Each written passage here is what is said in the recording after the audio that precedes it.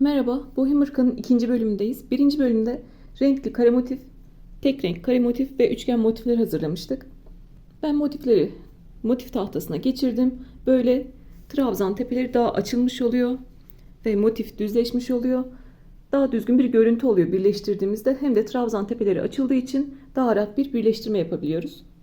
Sizde motif tahtası yoksa halı altına koymayın ya da koyacaksanız çok az koyun çünkü çok fazla düzleşiyor, inceliyor motifler. Minder altına koyabilirsiniz ya da böyle burada mesela düzleştirilmemiş var. Kenarlarından böyle çekiyorum. Böyle motiflerinizi düzleştirebilirsiniz.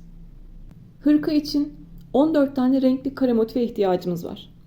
Benim son iki sırası mavi renkte olan 6 tane renkli kare motifim var. Pembe renkte olan 8 tane kare motifim var. Ben iplerimi değerlendirdim. İplerim fazlaydı. O yüzden bu renkleri kullandım. Siz istediğiniz renkleri kullanabilirsiniz. Son sıralarda da farklı farklı yapabilirsiniz. 12 tane düz renk kare motif hazırladık ve 4 tane üçgen motif hazırladık. Motiflerimiz farklı olabilir. Önemli olan neydi? Son sıraların eşit sayıda olması. Trabzanların eşit sayıda olması. Burada da 35 tane trabzan var. Burada da 35 trabzan var. Burada da 35 trabzan var. Renkli kare motifte son sırada köşelerde 4 tane ikili trabzan, araya 2 zincir ve 4 tane ikili trabzan yaparak motifteki trabzan sayısını 35'e çıkarmış olduk. Artık birleştirmeye geçiyorum. Öncelikle sırt motiflerimizi birleştireceğiz. Sonra ön motifleri sırt parçasına birleştireceğiz. Böylece bir yelek formuna gelmiş olacak. Üçüncü bölümde de kolları birleştireceğiz ve hırkamızı bitireceğiz. Benim motiflerimin renkleri farklı farklı. Benim gibi yapıp birleştirmek zorunda değilsiniz. Aynı renklerde yapmak zorunda değilsiniz. Siz kendi zevkinize göre ayarlayıp yapabilirsiniz. Birleştirmede de yine tek renk motifte kullandığım gibi Alize Cotton Gold'un 67 numara mum ışığı rengini kullanacağım. Yine 2.75 milim tığ kullanıyorum. Hırka parçalarını birleştirirken yine bedende uzatmayı nasıl yapabiliriz, beden ayarlamasını nasıl yapabiliriz onları tek tek size anlatacağım. Ben örgüleri yeni başlayanlar rahatlıkla anlayabilsin diye çevirilerde de düzgün çevrilebilmesi için yavaş yavaş ve tek tek anlatıyorum. Anlatımım size yavaş gelirse hızlandırarak izleyebilirsiniz. Hızlı gelirse de yine oynatma hızından yavaşlatarak izleyebilirsiniz. İkinci bölümümüze sırt motiflerini yerleştirerek başlayalım. Sırtta 10 tane motife ihtiyacım var. 4 tanesi düz renk kare motif, 6 tanesi de renkli kare motif. Şimdi sırt motiflerinin yerleştirmesine başlıyorum. Sırt motiflerinin yerleşimi bu şekilde. Öncelikle böyle bir ekran görüntüsü alın lütfen. Kendiniz de böyle serin motiflerinizi, sırt motiflerinizi bir tane ekran görüntüsü alın. Ona göre birleştirmeye devam edebilirsiniz. Hem de sırt motiflerinin dizilimi telefonunuzda olmuş olur. Ben birleştirmeyi mozaik hırkada olduğu gibi tığ ile yapacağım. Tığ işi hem bana daha kolay geliyor, görünümünü de seviyorum. O yüzden tığ işi yapacağım. Önceki bohem hırkayı da tığ işi yapmıştım. Tığla birleştirmiştim. Sonra başka insanlar iğne ile birleştirmiş. Onun görünüşünde ve nasıl yapıldığını merak ettim. Onu da sonrasında söküp iğne ile birleştirdim. Onun görünümü de çok güzel oluyor. Onu da şimdi size gösteririm. İster benim gibi tığ ile birleştirin, isterseniz iğne ile birleştirin. Birleştirme tekniğinin hırkada herhangi bir farklılığı yok. Yine aynı şekilde birleştireceğiz hırkayı. Önemli olan birleştirmek. Kendinize nasıl kolay geliyorsa istiyorsanız tığ ile birleştirin, istiyorsanız iğne iplikle dikerek birleştirin. Sadece görünüm farkı olur. Burada iğne iplik yardımıyla diktiğim hırka var. Görünümü bu şekilde. Söğüt hırka yapmıştık biliyorsunuz. Orada da tığ ile birleştirmiştik. Tığ ile birleştirince de böyle görünüyor. İstediğiniz şekilde birleştirebilirsiniz. Sadece görünüm farkı var. Mozaik hırkadan tek farkı kollarda üçgen motifi olmaması demiştim. Diğer her şey aynı. Birleştirmesi her şey aynı. Orada da nasıl yapmıştık? Önce bu şekilde birleştiriyoruz motifleri. Sonra bu taraftan açık kalan yerleri birleştiriyoruz. Ense motiflerini, omuz motiflerini en son birleştiriyoruz ki orada bir tane ense boşluğu oluşturabilelim. Öncelikle birleştirmeye bu şekilde başlıyoruz.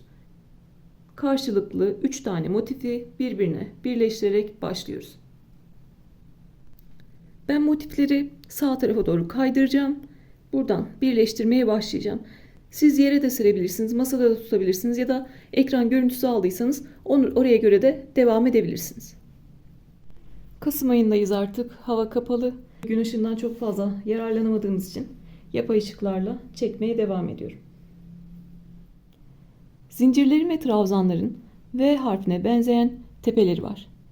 2 tane kanadı var. Biri örgünün düz tarafında, biri örgünün arka tarafında. Biz arka tarafında kalan iç kanatları kullanarak birleştirme yapacağız. Siz iğne iplik yardımıyla dikiyorsanız da yine karşılıklı böyle iç kanatları alarak iğneyle dikebilirsiniz. İstiyorsanız tüm tepeleri alarak dikebilirsiniz. Nasıl istiyorsanız o şekilde dikebilirsiniz. Önce 4-5 tane iç kanadını alarak dikin, görüntüsüne bakın. Sonra 4-5 tane de tüm tepeleri alarak dikin, görüntüsüne bakın. Hangisi daha çok hoşunuza gidiyorsa o şekilde devam edersiniz. Biz tığla birleştirirken iç kanatları alacağız. İğne ile de diksek, tığla da birleştirsek önemli olan karşılıklı iç kanatları almak. Ben burada ikinci zincirin iç kanadını alıyorsam bu tarafta da ikinci zincirin iç kanadını almak zorundayım. Zaten 35 tane trabzan burada var, 35 tane burada var. Karşılıklı 5. trabzan denk gelecek, 5. trabzan denk gelecek. Önemli olan karşılıklı trabzan tepelerinin iç kanatlarının denk gelmesi. Birleştirirken yine bir zincirle bir ilmek yapıyorum. Buradaki ipi çok kısa tutmuyoruz ki sonrasında gizleyebilelim. İlmeği tığdan çıkardım. Burada da köşede 2 tane zincir var. Zincirin bir tanesi bu kenara ait, bir tanesi bu kenara ait. 2 tane zincir çekmiştik. Buradaki zinciri atlıyorum. İkinci zincire geldim ve girdim. İç kanadından giriyorum. Sonrasında ilmeği aldım ve iç kanattan geçirdim. Burada ipi tutuyorum kaçmaması için. Bu tarafta da buradaki zinciri bıraktım. İkinci zincirin iç kanadına girdim ve ipi alıp kaydırıyorum. Zincirlerin iç kanatlarını aldık. Bu taraftaki bu kenarın zincirlerin iç kanatlarını. Şimdi trabzan tepelerine geldik. Sağ motifte birinci trabzanın iç kanadını aldım. Sol motifte de birinci trabzanın iç kanadını aldım. Tığın üzerinde 3 ilmek görünüyor. Üçünü birlikte çekiyorum. İkinci trabzanın iç kanadı, ikinci trabzanın iç kanadı. Tığın üzerinde 3 ilmek var. Üçünü birlikte çekiyorum.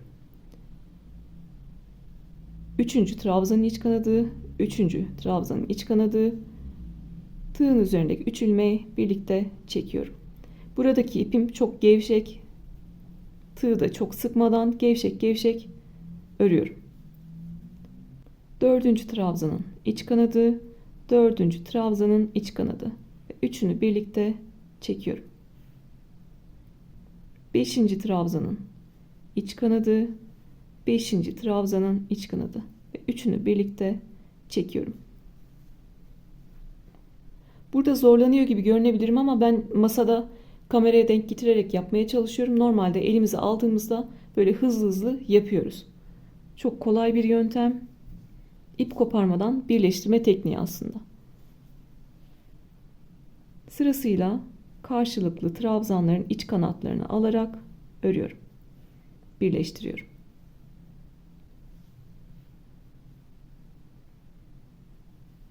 Bir bütün hırkada bu tekniği kullanacağız.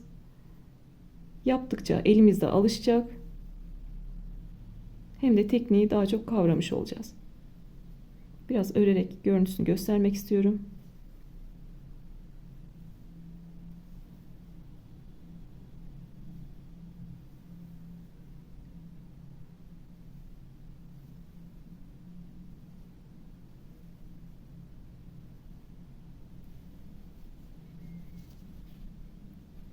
Tığ ile birleştirdiğimizde görüntüsü bu şekilde.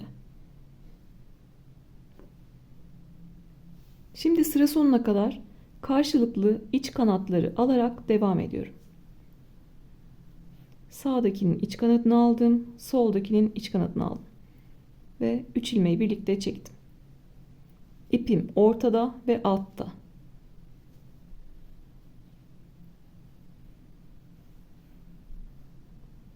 Bu şekilde sıra sonuna kadar devam ediyorum.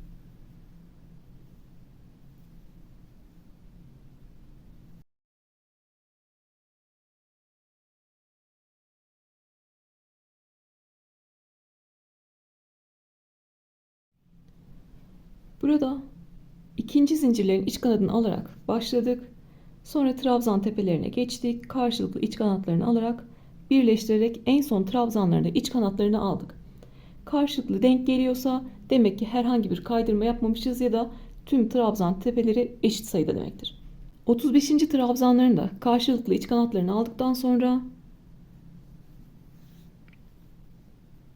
trabzanlardan sonraki birinci zincirlerin iç kanatlarını alıyorum ve kaydırarak birleştiriyorum. İkinci zincirlere dokunmuyorum çünkü onlar bu kenarların zincirleri. İki tane motifi karşılıklı kaydırmalarla birleştirdik. İpi koparmadan birleştirmeye devam ediyoruz. Şimdi iki tane daha motif alıyorum ve bir üst sırada birleştirmeye devam ediyorum. Birleştirme tekniğimiz değişmiyor. Aşağıdaki gibi devam ediyoruz. Sağ tarafta her zaman sağ taraftan başlıyoruz. Sağ tarafta birinci zinciri bıraktım bu kenarın zincirini. İkinci zincirin iç kanadından girdim. Tutuyorum ikisini birlikte. Bu tarafta da birinciyi bıraktım. İkinci zincirin iç kanadından girdim. Tığın üzerinde 3 ilmek var. Üçünü birlikte çekiyorum. Sonra birinci trabzanların iç kanatlarını aldım ve kaydırdım. İkinci trabzanların iç kanatlarını aldım, kaydırdım. Sırasıyla karşılıklı trabzanların iç kanatlarını alarak kaydırarak devam ediyorum.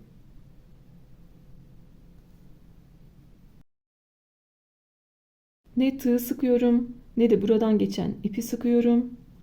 Hem elim gevşek hem de ipi sıkmadan gevşek gevşek örüyorum.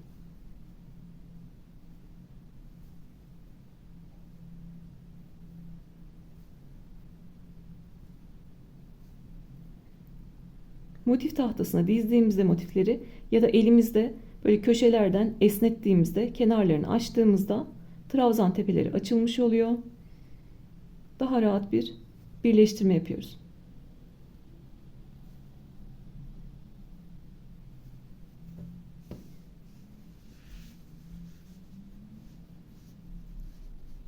İlk iki motifi birleştirdik. Sonra ikinci motiflere geçtik üst sıradaki. Yine sıra sonuna kadar birleştiriyorum. Sonra üçüncü motiflere geçiyorum. Üst sıradaki üçüncü motiflere geçiyorum. Şimdi sıra sonuna kadar geleyim. Tekrar bir üst motife nasıl geçiyoruz onu size göstereyim. En son birinci zincirlerinde iç kanatlarını aldım. Bir üst motife geçiyorum. Sağdakinin ikinci zincirine iç kanadına battım. Soldaki motifin ikinci zincirinin iç kanadına battım. 3 ilmeği tekte çekiyorum. Sonrasında birinci trabzanlardan birleştirmeye başlıyorum.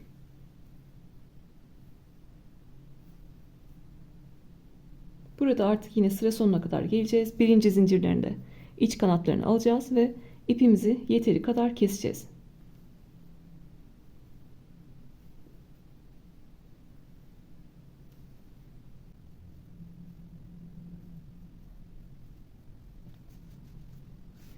Birinci motiflerden başladık. İkinci motiflere geçtik.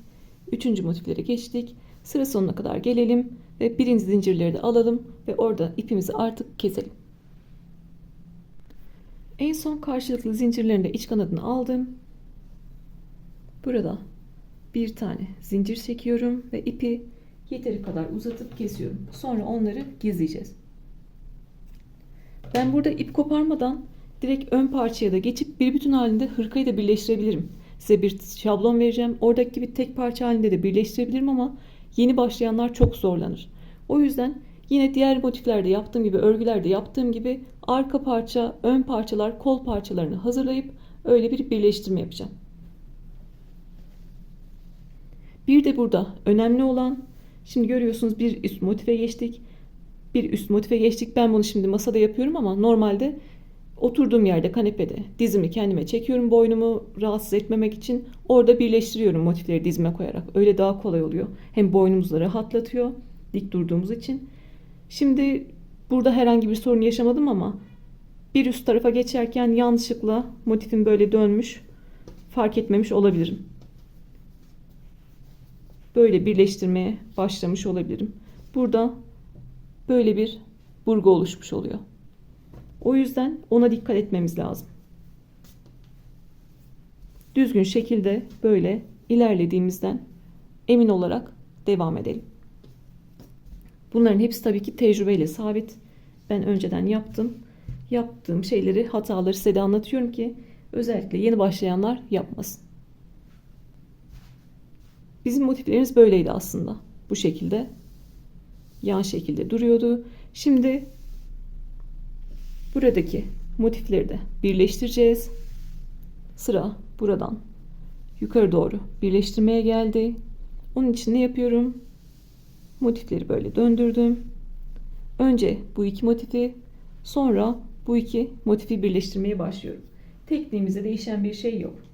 Biraz sonra yukarı doğru giderken tekniğimiz değişecek. Onu da size söyleyeceğim. Aynı yöne giderken teknikte herhangi bir değişiklik yok. Yine tığ ilmek yaparak başlıyorum. Sonradan gizleyebilmek için ipimi bu kadar bıraktım. Motiflerin bu kenarındaki zincirleri kullanıyorum. 2 tane zincir yapmıştık. Yani ikinci zinciri alıyorum. İkinci zincirin iç kanatından girdim. Ve burada da ilmeğimi geçiriyorum. İpimi tuttum. Buradaki motifle, bu motifle işimiz yok. Buradaki motifin ikinci zincirine, iç kanadına girdim. Ve ipimi kaydırdım. Yine aynı gösterdiğim gibi trabzan tepelerinin karşılıklı iç kanatlarını alarak sıra sonuna kadar geliyorum. Karşılıklı birinci zincirleri iç kanadını aldım. Sağdan başlıyorum. Birinci zinciri bıraktım. İkincinin iç kanadından girdim. Bu tarafta da ikinci zincirin iç kanadından girdim. Üçünü birlikte çekiyorum. Trabzan tepeleriyle birleştirmeye devam ediyorum. Bu birleştirme ip koparmadan birleştirme tekniği. Bununla bir battaniyede birleştirebilirsiniz. Çok büyük. Hırka, yelek, bere istediğinizi yapabilirsiniz.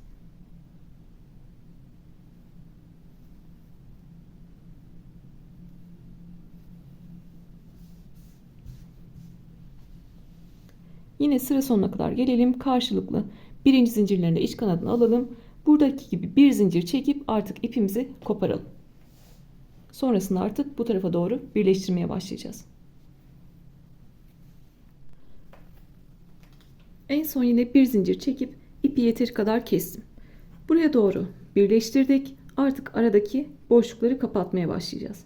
Buradan yukarı doğru aradaki boşlukları kapatacağız. 2 tane motifimiz kaldı. Onlar da omuz motifi. Burada ense boşluğu oluşturacağız. Onları sonrasında göstereceğim.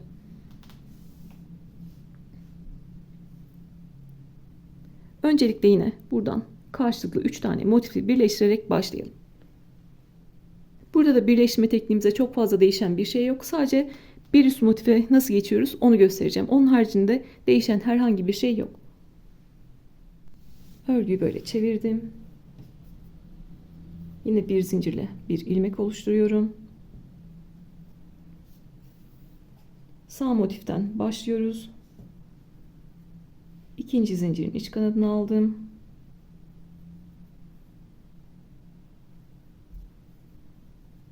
Ve ilmeği geçirdim. Burada ipi tutuyorum kaçmaması için. Yine bu tarafta da ikinci zincirin iç kanadını aldım ve geçirdim.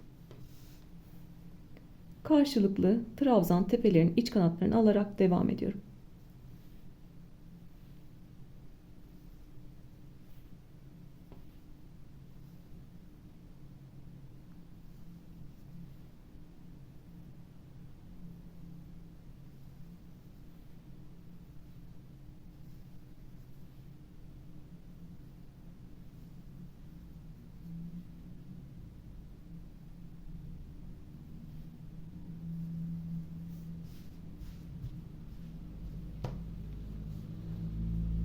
Yine aynı şekilde başladık. İkinci zincirlerin iç kanatlarından, sonrasında trabzanlarla devam ettik. Yine burada karşılıklı birinci zincirlerin iç kanadını alalım. Bir üst motife nasıl geçiyoruz onu size göstereyim. Öğrenmeyi pekiştirebilmek için başlarda ve sonlarda böyle tekrar tekrar anlatıyorum. Çocuklar da böyle hani tekrar ettiriyoruz konularda pekişsin diye, onun gibi. Yeni başlayanlar eminim ki çok rahat kavrayacaklar ve kolayca yapacaklar. Yukarı kadar zincirlerin ve ikili trabzanların tepelerin iç kanatlarını alarak devam ettim. Tek değişen şey, bir üst motife çıkarken bir tane arada zincir çekiyoruz. Değişen tek şey o birleştirmede. Zincirde neden çekiyoruz? Biz burada birleştirme yaparken, kaydırma yaparken bir yeri oluşturduk. Biz orayı zincirsiz geçersek burada bir kasma yapacak. Buradaki yeri, birleştirme noktasını bir zincirle geçiyoruz ki kasma yapmasın. Arada bir zincir çektim. Buradaki birleştirme noktasını geçmiş oldum. Sonrasında yine zincirlerin iç kanatlarından birleştirmeye devam ediyorum. Sonrasında trabzanların iç kanadı ve aynı şekilde yukarı kadar birleştiriyorum. Teknikte değişen bir şey yok. Sadece birleştirme noktasını bir zincirle geçiyoruz.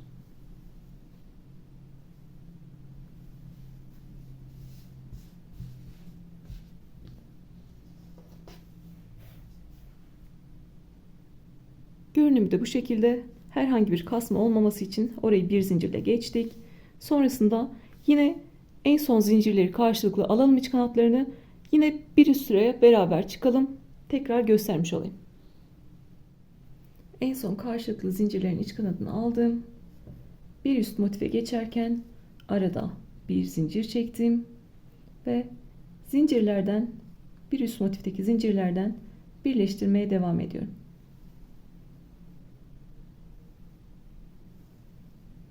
Yine birleştiriyoruz. Sıra sonuna kadar geliyoruz. Bir zincir çekip en son ipimizi kesiyoruz. En son karşılıklı birinci zincirleri alalım ve bir tane zincir çekip ipimizi yeteri kadar keselim. En son sıra sonunda ipi yeteri kadar kestim. Bir zincir çekip. Şimdi aynı şekilde buradan başlıyoruz. Motifimizi birleştiriyoruz. Bir üst motife geçerken arada bir zincir çekiyoruz. Sonrasında bu motifi de birleştirip en son bir tane zincir çekip ipimizi koparıyoruz. Ben örgülerde sırt parçasını genelde birleştirme tekniğini anlatmak için kullanıyorum. Fazlasıyla tekrarla birleştirme tekniğini anlattım. Aynı şeylerle de sizi sıkmayayım. Bu şekilde bu iki parçayı da motifte birbirine birleştirelim. Sonra ense motifinde detaylar var çünkü omuz motiflerinde, oraya geçelim. En son bir zincir çektim ve buradaki karşılıklı iki motifte birleştirdim. Sırt motifimiz bu şekilde aşağıdan yukarı doğru. Artık sadece buraya omuz motifleri gelecek. Her hırkada olduğu gibi yine bir ense boşluğu oluşturmamız gerekiyor. Bunun için aynı yere iki kere batarak ense boşluğu oluşturacağız. Şimdi yaparken daha iyi anlayacaksınız. Motifleri bu şekilde aldım. Öncelikle burayı birleştirelim.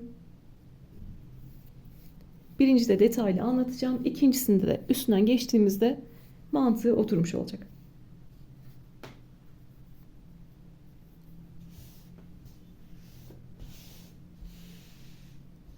Önce motifleri böyle yan yana getiriyorum. Yine bir zincirle bir ilmek oluşturdum. Sağdaki motifin ikinci zincirin iç kanadını aldım. İlmeğimi geçirdim. Soldakinin zincirini aldım ve kaydırarak birleştirdim.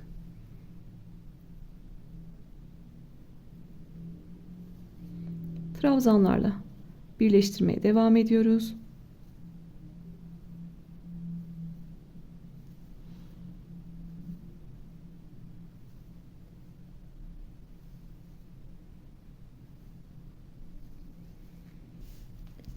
Aynı yere 2 kere batarak ense boşluğu oluşturacağımızı söylemiştim.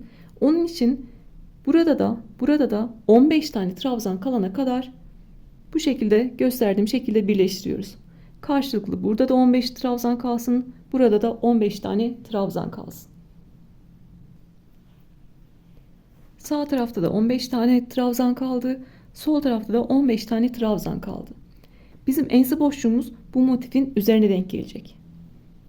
Şimdi aynı yere 2 kere batarak ense boşluğumuzu oluşturacağız. Burada fazladan trabzan artıracağız ki orayı ense olarak örebilelim. Enseyi burada oluşturacağımız için 2 kere batacağımız yer buradaki motif. Sağdaki motifte değişen herhangi bir şey yok. Sırasıyla örmeye devam ediyoruz. Şimdi gösteriyorum. Sırasıyla trabzanın tepesine aldım iç kanadını. Bu taraftan da aldım ve kaydırdım. Sağdaki motifte bir üsttekine batıyorum. Soldaki motifte aynısına tekrar batıyorum. Aynı yere 2 kere battım. Sağdakinde sırasıyla devam ediyorum. Soldakinde 2 kere battıktan sonra bir üste çıkıyorum. Bir üsttekine battım. Sağda üsttekinden devam ediyorum. Solda bir kere battık. Aynı yere bir kere daha batıyoruz. Sağdaki motifte sırasıyla devam ediyoruz. Soldaki motifte aynı yere 2 kere batıyoruz. Bir üst trabzanın tepesine aldım iç kanadını. Burada 2 kere batmıştık. Bir üst trabzanın tepesine batıyorum ve kaydırıyorum. Sağdakinde tek tek ilerliyorum. Soldakinde aynı yere bir kere daha batıyorum. Bu şekilde yukarıda trabzan artırmış olacağız. Sağdakinde sırayla devam et. Soldakine 2 kere bat. Sağdakinde sırayla devam et. Soldakine 2 kere bat.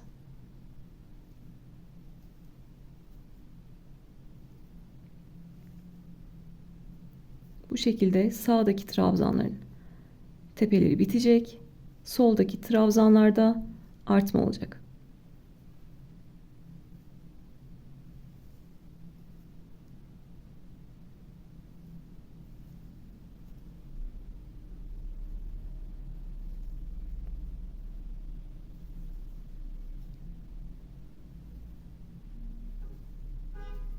En son sağda en son bir tane trabzanım kaldı. Oraya battım.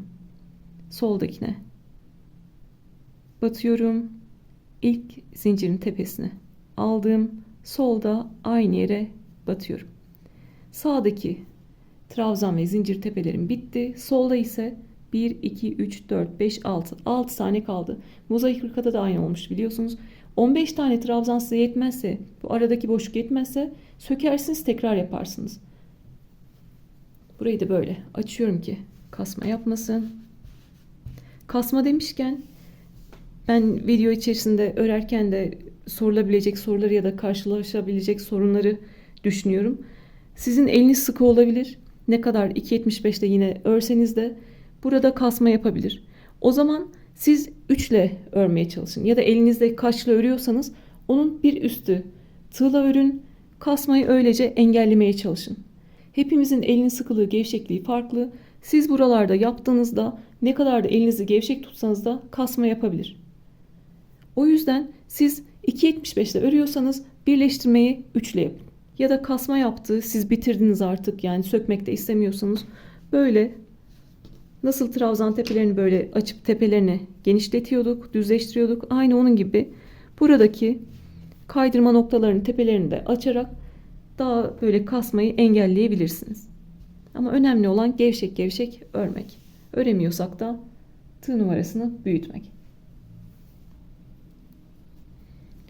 Burada da yine öyle. Benim 6 tane trabzanım kaldı. Bu bana yeterli geliyor. Karşıda da 6 tane. Bu araya da trabzan noktalarını yaptığımızda burası genişlik bana yeterli geliyor. Ama sizin bedeniniz büyüktür ya da küçüktür. Ona göre ense size büyük ya da küçük gelebilir. Sökersiniz, tekrar yaparsınız. Buradaki ense boşluğunda siz kendinize göre ayarlayabilirsiniz. Genellikle 13-14 santim, 15 santim yeterli geliyor ensede. Zaten motifli hırkalar yaptığımızda da biliyorsunuz, beşli yaptığımızda arkaya 13 santimlik ya da 12 santimlik bir tane motif bırakıyoruz. O bize yeterli geliyor ense boşluğu için.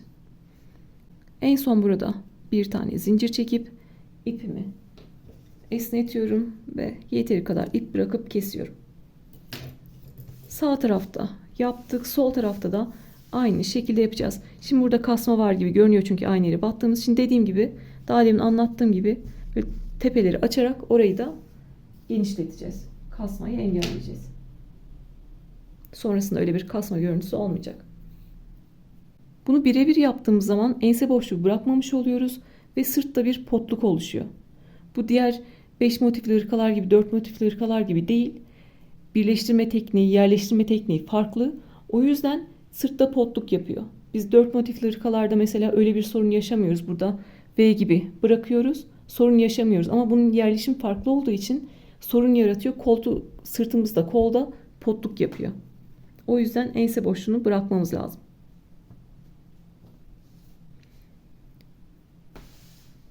Yine buradan birleştirmeye başlıyorum. Bu tarafta da 15 tane trabzan kalınca yine buraya çift batarak 6 tane trabzanımı artırıyorum.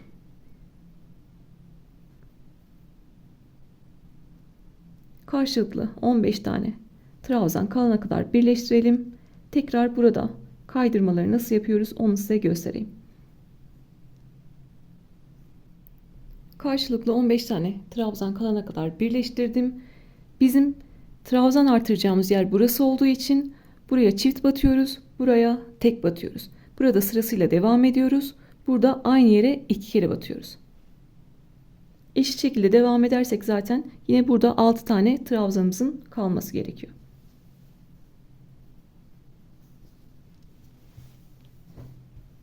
Bu sefer sağdakine 2 kere batıyorum. İlkini battım ve kaydırdım. İkincide de aynı yere battım. Solda sırasıyla devam ediyorum. Sağda bir üst trabzana geçtim. Solda bir üst trabzana geçtim. Sağda aynı yere tekrar battım. Solda bir üst trabzana geçtim. Solda sırasıyla devam ediyoruz.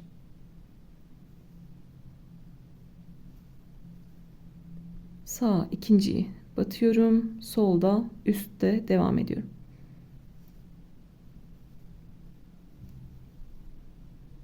Diğer tarafta yaptığımız gibi trabzan artırmaya çalışıyoruz.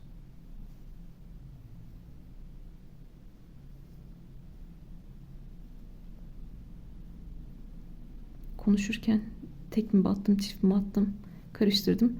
Tekrar aynı yere batıyorum. Solda bir üstten devam ediyorum.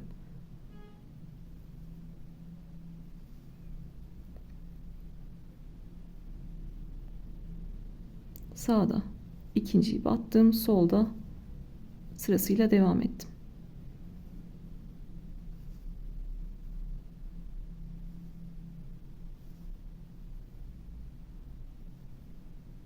Son trabzanın tepesine aldım. Aynı yere battım sağda ve birinci zincirin iç kanadına aldım. En son bir tane zincir çekiyorum ve ipi yeteri kadar kesiyorum. Kesmeden sayayım, belki yanlış yapmışımdır. 1, 2, 3, 4, 5, 6. Evet, 6 tane trabzanım kalmış. Demek ki doğru ilerlemişim. Burada da en son böyle esnetiyorum motifi. Kaydırma noktalarının arasını açıyorum.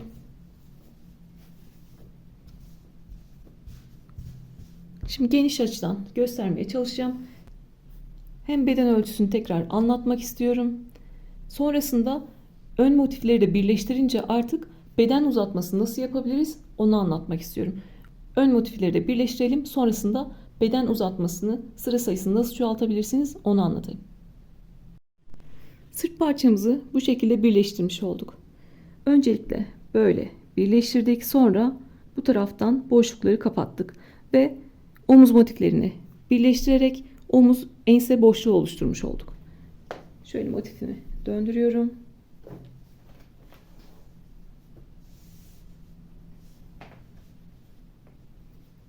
Bu bizim sırt parçamız.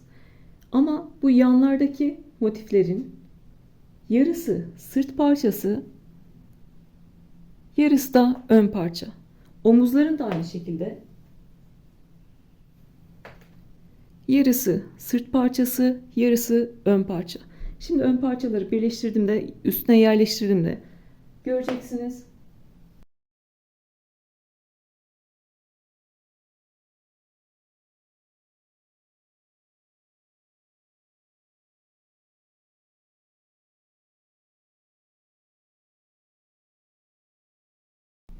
Birleştirme tekniğimiz aynı şekilde. Buradan başladık.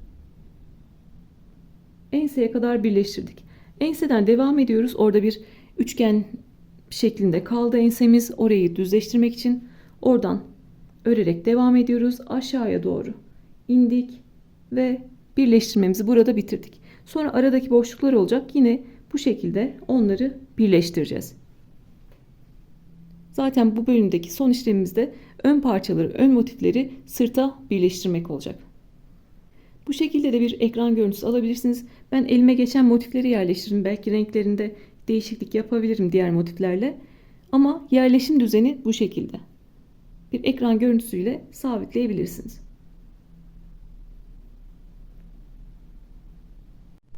Öncelikle buradan birleştirmeye başlıyorum.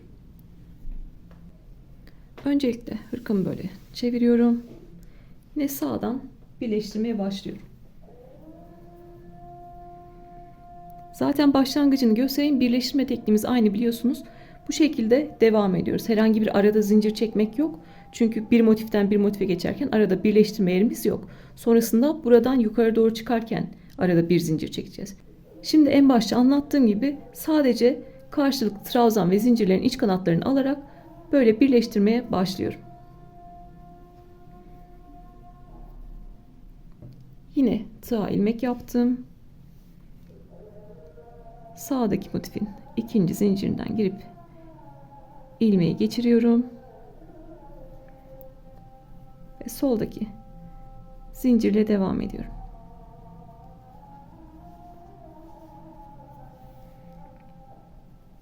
Sonra karşılıklı trabzan tepelerin iç kanatlarını alarak birleştirmeye devam ediyorum. Tekniğimizde değişen bir şey yok. Baştan sona aynı şekilde ilerliyoruz.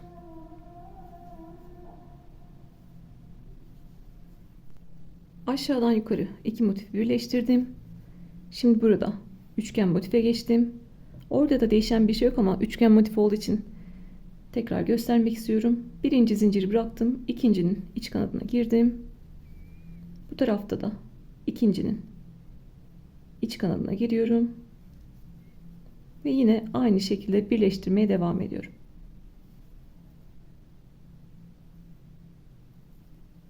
Sıra sonuna kadar, üçgenin sonuna kadar gelelim. En son üçgen motifte de kare motifte de 35. trabzanların iç kanadını aldım. Burada köşede üçgen motifin köşesinde herhangi bir iki zincirlik köşe yok. İki zincirlik boşluk yok. O yüzden köşedeki iki zincirlik boşluğu bir tane sık iğne ile geçiyorum. Önceki mozaik hırkada iki taneyle geçmiştim çünkü oradaki köşe boşluklarım daha büyük düşmüş. Burada küçük düştüğü için bir taneyle geçiyorum. Elimizin sıkılığı, gevşekliği her örgüde değişir. O yüzden bir tane de yapabilirsiniz kendinizinkinde, iki tane de yapabilirsiniz. Gevşek çektiyseniz iki tane de yapabilirsiniz. Köşeyi bir tane sık iğne ile geçtikten sonra üçgen motifin birinci trabzanından başlıyorum yine. Birinci trabzanın iç kanadını aldım. Bu tarafta da birinci trabzanın iç kanadını aldım. Karşılıklı yine trabzan tepelerinin iç kanatlarını alarak devam ediyorum. Üçgen motiflerin köşesinde iki zincirlik boşluk olmadığı için böyle bir geçişle sık iğne ile geçiyoruz orayı. Birkaç tane daha yapıp göstermek istiyorum.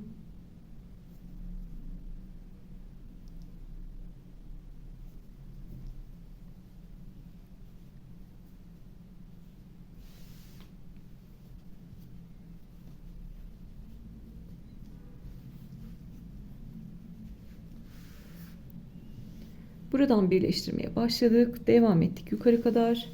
Üçgen motifin bitiminde köşeye bir tane sık iğne yaptık ve bu şekilde yukarı doğru birleştirmeye devam ediyoruz. Yine kaydırmalarla birleştirelim. Burada karşılıklı 2 tane köşe var. Burada değişen bir şey yok. Burada yine birinci zincirlerin iç kanadını alacağız. Sonra yukarı geçeceğiz. Burada da ikinci zincirlerin iç kanadından devam edeceğiz. Burada sadece köşeyi göstermek istedim.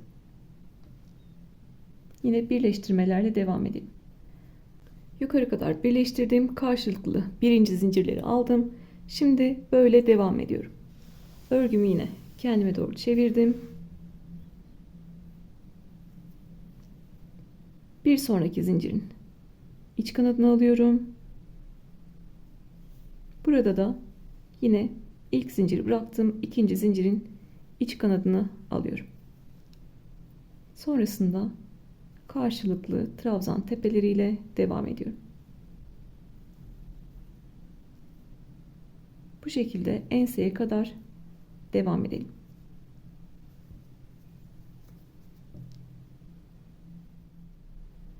Enseye kadar birleştirdim. En son karşılıklı trabzanların iç kanadını aldım. Burada köşe noktamız kaldı. Oraya geliyorum. Bir tane sık iğne yapıyorum. Artık bu ense boşluğundaki yükseltileri eşitleyeceğiz. Burada böyle bir üçgen görünüm olmayacak. Bazı yerleri üçlü trabzan, bazı yerleri ikili, bazı yerleri tekli batarak ya da sık iğne batarak buraları eşitleyeceğiz. Köşeye bir tane sık iğne yaptım. Buradaki kaydırma noktamız var, birleştirme yerimiz var. Oraya da geliyorum. Bir tane sık iğne yapıyorum. Arada boşluk olmaması için. Sonrasında bu kısımda tam ters şekilde devam ediyorum. Yüksekten alçağa doğru devam ediyorum. Üçlü trabzan olabilir, ikili trabzan olabilir. Sonrasında tekli trabzan, sık iğne diye orayı dengelemeye çalışacağız. Birleştirme yerine de bir tane sık iğne yaptım. Ben üçgen motiflerdeki bu görüntüyü sevmiyorum. Sonrasında üzerinden sık iğne geçiyorum. Bu etek kısımlarından da aynı renkle, hangi renkle yaptıysam sık iğne geçiyorum ki bu ara noktaları kapatabileyim. Kollarda da yapıyorum. Yani biz buradan bir sıra geçeceğiz. Düzgün olmadıysa da buradan üçgen motiflerden sık iğne geçtiğimizde ön tarafta bir bütün şeklinde sık iğne geçeceğiz. İkinci kere geçtiğimizde orayı daha düzgün bir hale getirmiş olacağız. Köşeye sık iğne, birleştirme yerine sık iğne. Şimdi burada 6 tane trabzanımız kalmıştı. Ve burada battığımız 7. trabzan var en son. Oraya batmak istiyorum çünkü arada bir boşluk oluşmuş. Tığın başına doladım. Burada en son battığım yere battım ve bir tane 3 trabzan yapıyorum. Tığın üzerinde 3 ilmek var. İlkini tek, ikisini birlikte, ikisini birlikte aldım. Bir sonrakine ikili trabzan yapıyorum. Alçaltarak devam ediyorum. Bir sonrakine tekli trabzan yapıyorum. Bir sonrakine sık iğne yapıyorum. Sık iğnelerle devam ediyorum. Gördüğünüz gibi oradaki eşitsizliği düzenlemiş olduk.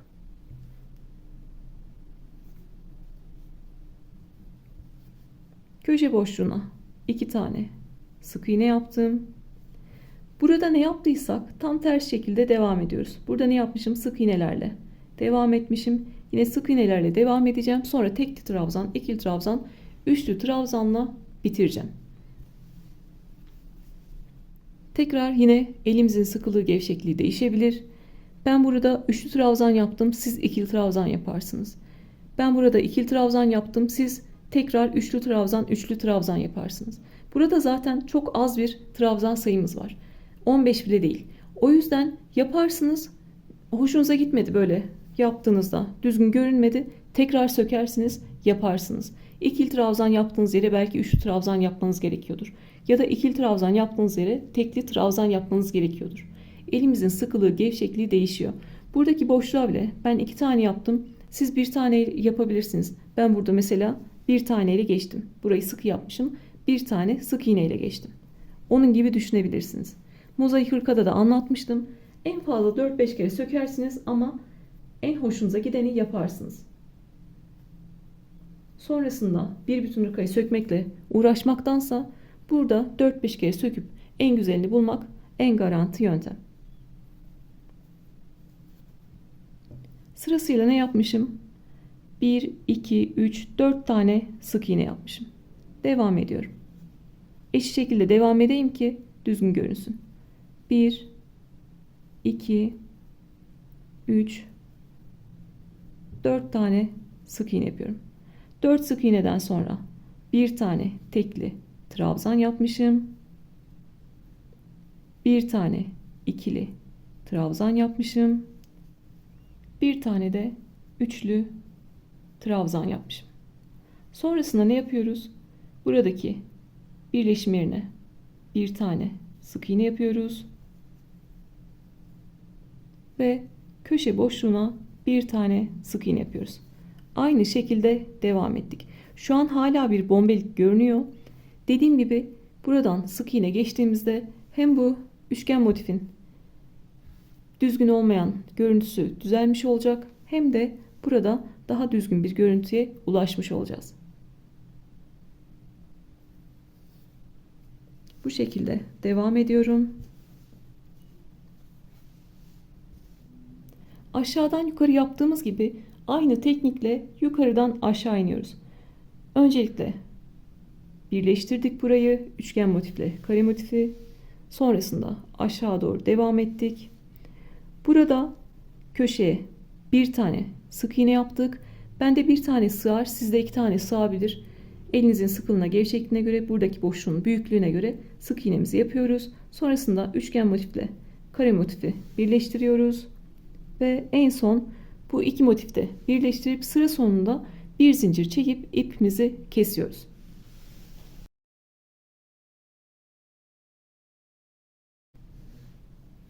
Ben size anlattığım şekilde birleştirmemi yapacağım. İpimi en son keseceğim. Biliyorsunuz bu aralarda boşluklar var. Sonrasında onları birleştireceğiz.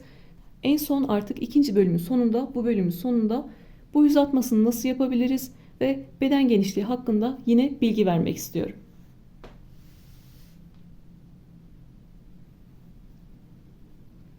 Bana bıraksanız ben 5 saatte anlatırım ama hem telefonumun kapasitesi yetmiyor, hem sonrasında videoyu düzenlerken çok fazla zaman alıyor, yetiştiremiyorum. O yüzden aynı şeylerle de sıkmak istemiyorum. Aşağıya kadar birleştirip geliyorum. Birleştirmeye böyle başladık. Yukarı doğru devam ettik. Enseyi de ördük ve aşağı doğru en son burada ipimizi kopardık. Şimdi bu aradaki boşlukları da kapatacağız ve artık hırkamız bir yelek formuna gelmiş olacak. Burayı bu şekilde birleştireceğim. Burayı da bu şekilde birleştireceğim. Aşağıdan başlıyorum. Yine bir zincirle bir ilmek oluşturdum. Sağdan başlıyoruz her zaman. Üçgen motifin ilk trabzanın iç kanadından girdim ve ipi aldım.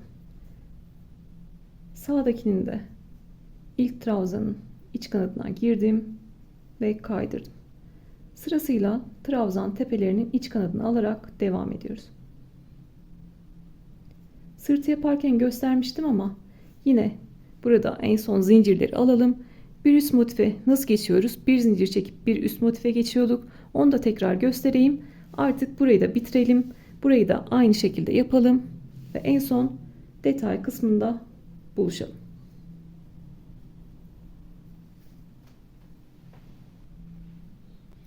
Sıra sonunda zincirlerin iç kanadını aldım. Bir üst motife geçerken aradaki birleştirme noktasında kasma olmasın diye bir tane zincir çekiyorum. Sonrasında yine birleştirmeme devam ediyorum.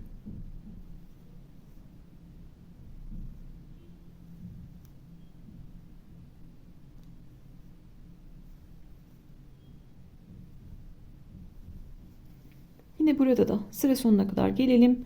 En son bir zincir çekip bitirelim.